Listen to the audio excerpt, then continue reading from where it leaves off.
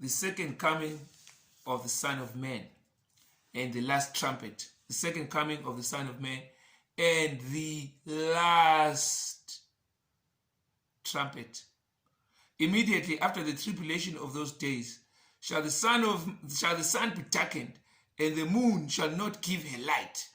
This is Jesus talking. And the stars shall fall from heaven, and the powers of heaven shall be shaken. Then shall appear the sign of the Son of Man in heaven. And then shall the tribes of the earth mourn. And then shall the Son of Man be seen coming in the clouds of heaven with power and glory. Matthew 24, verse 31 is the last verse. And he shall send his angel with a great sound of a trumpet, and they shall gather together his elect from the four winds, from one end of heaven to another.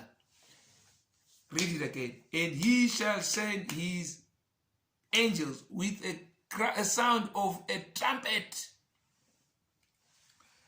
It's called the last trumpet. Now, these angels which Jesus is talking about here are 7 angels. 7 of them. And we read about it in Revelations chapter 8 verse 2. It says, and I saw the 7 angels which stood before God, and to them were given 7 trumpets. Listen to the verse. This is Revelation 4 verse 2. I'll put all the other verses which are linked to this. It says, I saw the 7 angels which stood before God. These angels stand before God. And it was given to them these 7 trumpets. The location of God and the 7 and the angels which are given trumpets.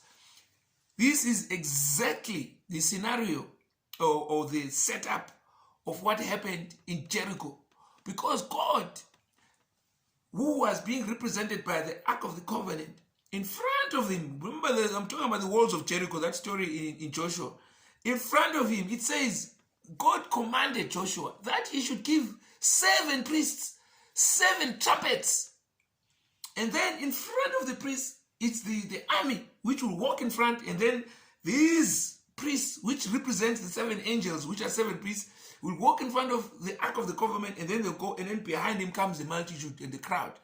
And now what was happening is that when the children of Israel with the trumpets and the Ark of the Covenant were walking around Jericho for 7 days, they were warning Jericho. When they were blowing the trumpet, they were warning, make peace with the king. We are outside. We are coming in. Second day, make peace with the King of Kings. We are coming to destroy this place. Make peace. Day 5, make peace. Even the people of Jericho got tired. They're like, oh, we're tired of these people every day just blowing a trumpet. Nothing's going to happen. And then it says, now at the 7th day, they blew the last trumpet, which is the sounding one. And the walls came tumbling down. The walls represent the world. And that representation is the representation of the true God when he comes at the last trumpet. That's what Jesus is talking about, that he'll send his angels. And now, the message is that, 1, these angels have already been given the 7 trumpets. They are holding them right now. They're ready to blow. They're ready to blow. Coming to blow here at you and me to destroy this world. The walls of Jericho will fall down. It says that the sky will be ripped open. That is the wall falling. The earth will run away. The sun will run away, just like in Jericho. And it says when that was happening, everything in Jericho was killed. They killed the kids, the older, the grandchildren, everything, the young, the dogs, the cats, everything was dying. Showing that the wrath of God is real.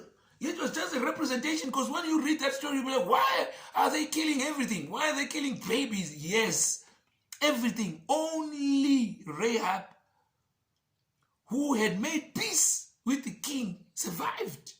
Rahab and her family. So, you too must make peace with the king who's coming. Your question will be, but we haven't had the 7 trumpets blowing. The 7 trumpets the 7 days of the trumpets blowing as a warning, because that was a warning. That was a warning. Have you not read that God told Isaiah, raise your voice like a trumpet and warn the people and tell them of their transgressions? And then he tells Ezekiel also, I have made you a watchman. And a watchman, his job is to see that a sword is coming. And when a sword is coming, he must blow the trumpet. I'm blowing the trumpet. The voice of a priest is a trumpet to give warning. Make peace with the King of Kings, because he is coming. You see, when the trumpet is blown, in fact, let me read it. It's in Isaiah. Let me read the Isaiah verse, because that one is very hot. It says, cry aloud, spare not, lift up the voice like a trumpet, and show my people the transgression and the house of Jacob their sins. Cry aloud, lift up the voice like a trumpet.